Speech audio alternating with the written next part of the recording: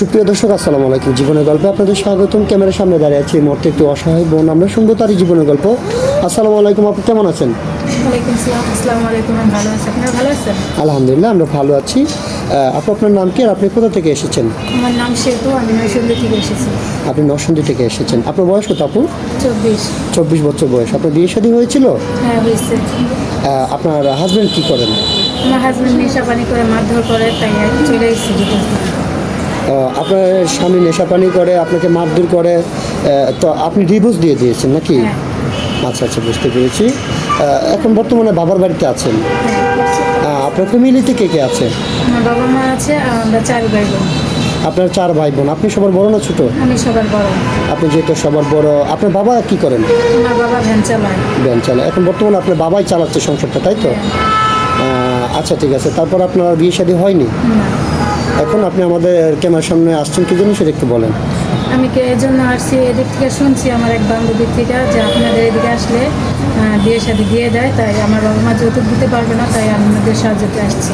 আচ্ছা, ঠিক আছে আপু, বুঝতে পেরেছি। আপনার বাবা মা যৌতুক দেওয়ার মতো সামর্থ্য নেই, তো আপনি আমাদের ক্যামেরার সামনে আসছেন। যদি কোনো ব্যক্তি আপনাকে যৌতুক ছাড়া বিয়ে শাদী করতে চায়, আপনি বিয়ে বসবেন। হ্যাঁ। আচ্ছা, ঠিক আছে, সুন্দর কথা আপনি বলেছেন। তো যিনি আপনাকে বিয়ে করবেন, ওনার বয়স কেমন হতে হবে? বয়স কোনো ম্যাটার না।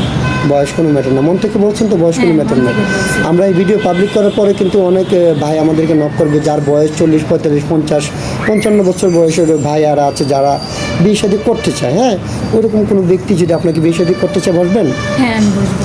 মন থেকে বলছেন তো? প্রতারণা করবেন না? না না, কোনো প্রতারণা করবো না। আমরা যখন আপনাকে একটা দায়িত্ব দিয়ে একজনের হাতে তুলে দেবো যে ভাই উনি আপনার দায়িত্ব নিয়েছে, তো ওনার সাথে কন্টিনিউ কথাবার্তা বলতে হবে, উনি যেভাবে বলে সেভাবে কথা শুনতে হবে। হ্যাঁ, খারাপ কিছু না, ভালো সব কিছু।